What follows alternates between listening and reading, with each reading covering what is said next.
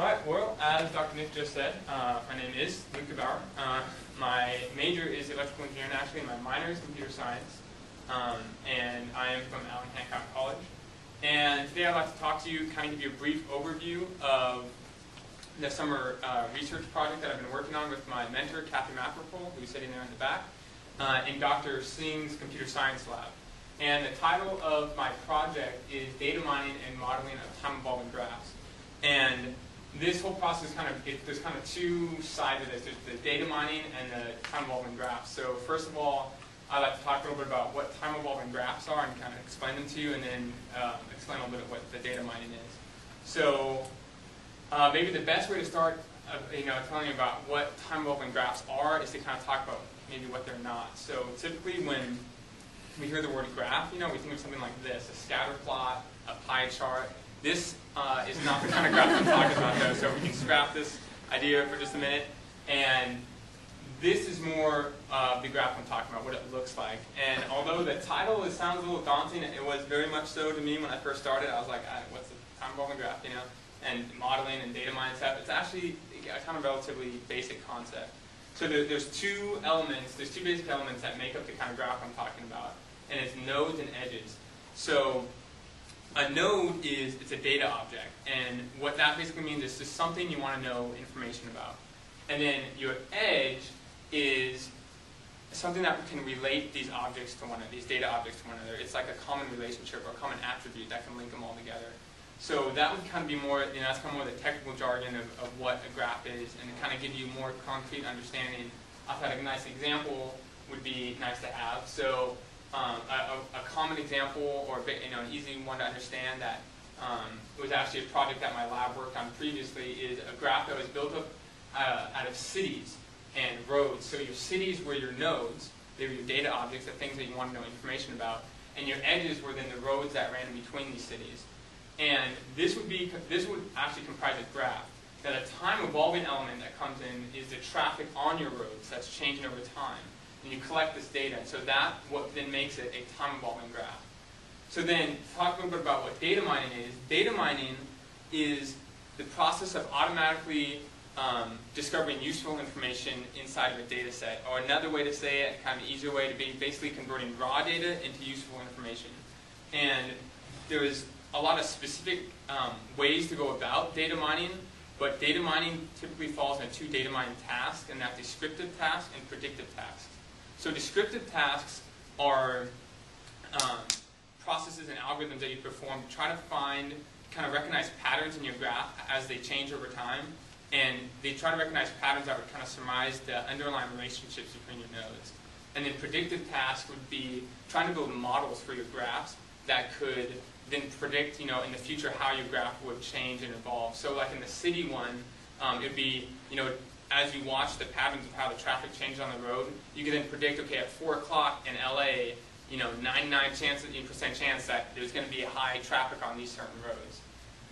So now that I've kind of given you an overall idea of what these things are, data mining, time-evolving graphs, I'd like to get a little bit more specific about what I was doing in my project. So my project, instead of using cities as your nodes, we used countries. And instead of using roads that ran between, we used trading between these countries as our edges. So the objective of my project was to, first of all, just build this time-evolving graph and to construct one. And then also to perform some sort of data mining process on it. And the kind that we chose to perform was clustering, which I'll talk about a little bit later.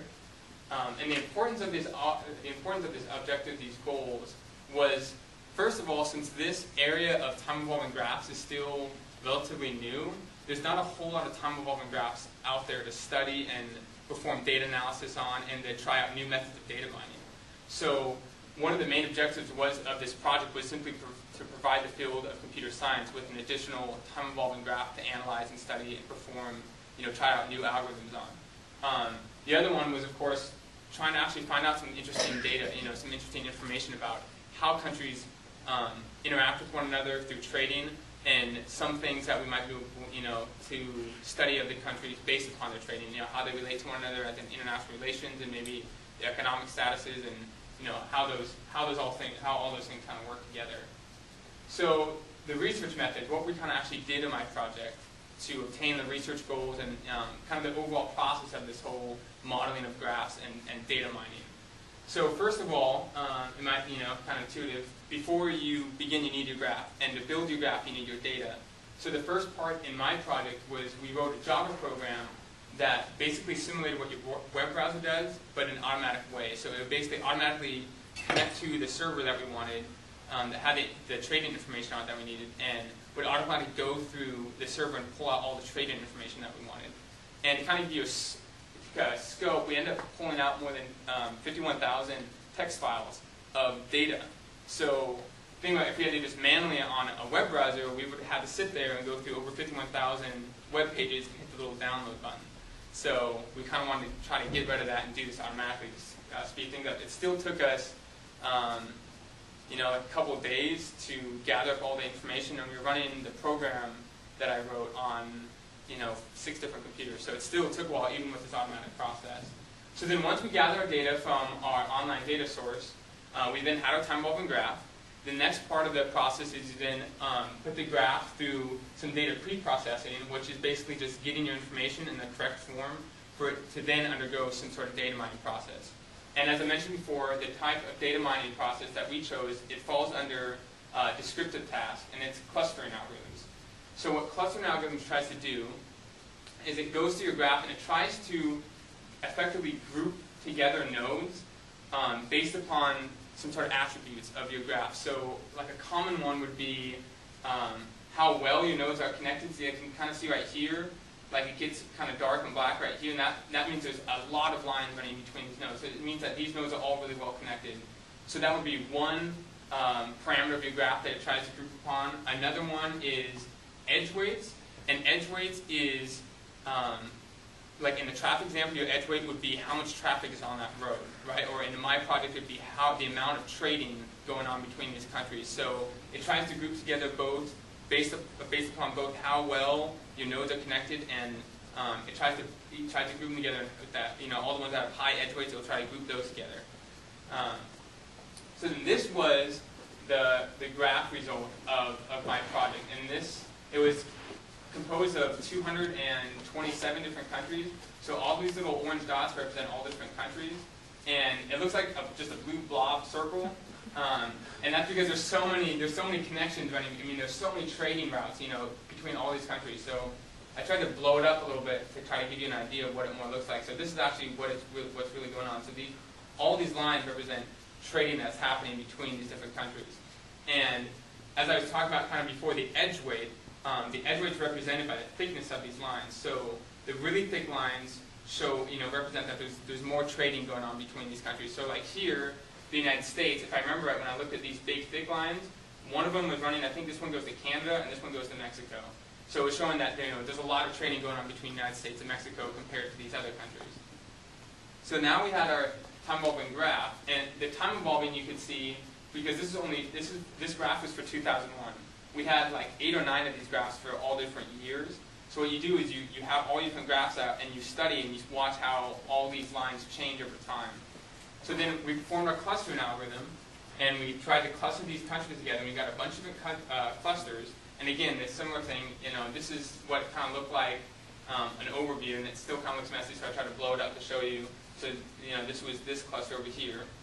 And we clustered them, and then we calculated their scores. And their scores, these numbers represented the average trading amount that was within these clusters. So like, 124, or 1,246 was like the average trading amount that was taking place, the average trading value that was taking place within this cluster, within these countries.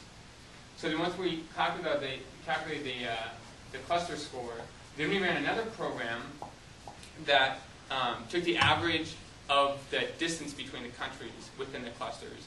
And we calculated the Pearson correlation coefficient between these two numbers. And what that basically, the Pearson correlation coefficient, is basically a way to see how two series of numbers are related. And what we found was that as the distance between countries decreased, the amount of trading increased. So then our conclusion was that since the cluster scores increased as the average distance between these countries decreased, that there was great amounts of trading taking place between countries that were in closer proximity to one another. So that was the result of kind of, our basic preliminary data mining process.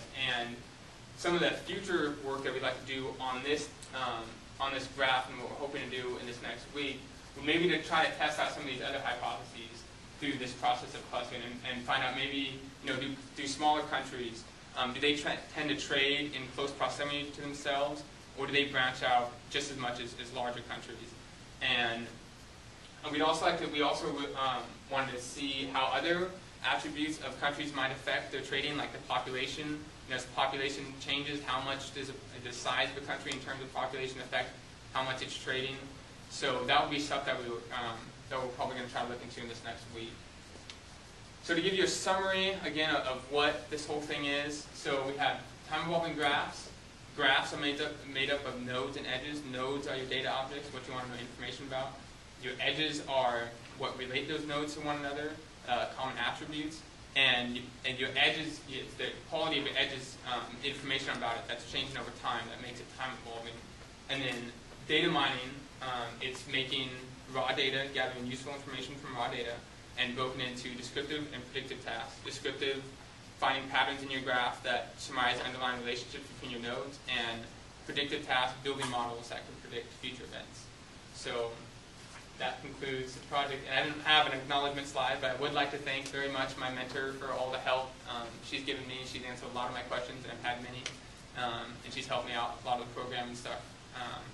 And for INSET for providing us this opportunity to come here and do our research. So thank you.